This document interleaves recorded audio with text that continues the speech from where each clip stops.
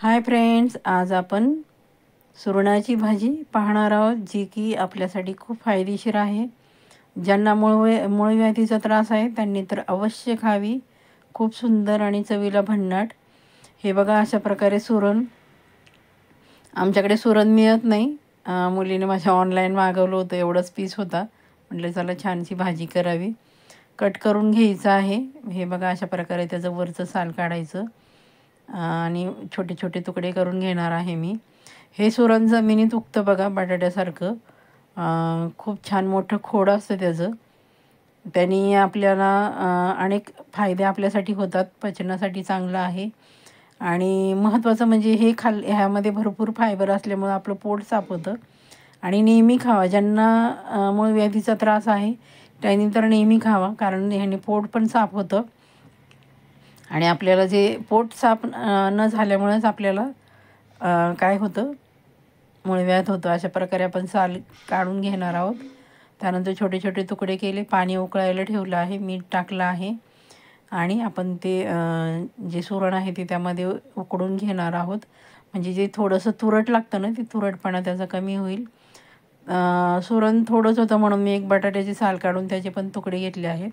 2 कांदे घेतलेत, 1 टोमॅटो आणि कोथिंबीर घेतली आहे. प्रथम आपण पॅनमध्ये तेल टाकलं. तेल छान तापलं की आपण त्यामध्ये मोहरी, जिरे टाकणार आहोत. छान तडतडून द्यायचे.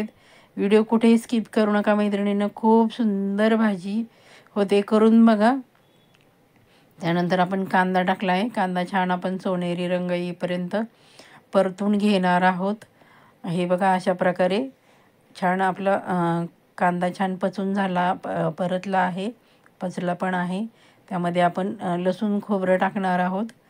त्याने खूप सुंदर चव येते. मी खोबऱ्याचं प्रमाण कमी आहे, पण लसूण भरपूर टाकला आहे त्यामध्ये. आणि टॉमॅटो आपण टाकून घेणार आहोत. तो मऊ होईपर्यंत आपण त्याला छान असं परतून घेणार आहोत. खूप सुंदर.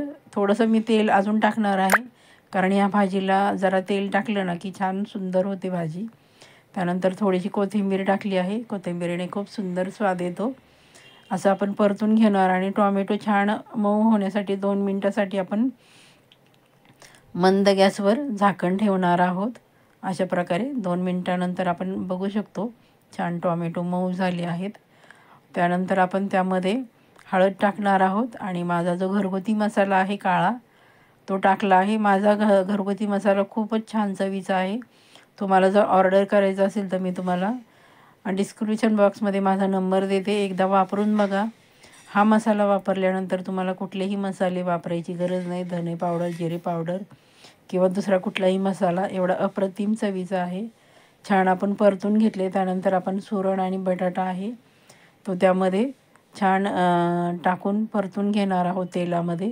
खूप सुंदर भाजी होते, करून बघा आणि खरंच खाऊन बघा ज्यांना त्रास आहे. 2 प्रकारची सुरण असतात बघा. एक आपण पिकवतो तो सुरण शेतातला खाण्यायोग्य, आणि जंगलामध्ये पण जंगली हे सुरण म्हणजे पिकलं जातं आपोआपच. त्याचं पण खूप छान पावडरचा वापर मूळव्याधीसाठी करतात.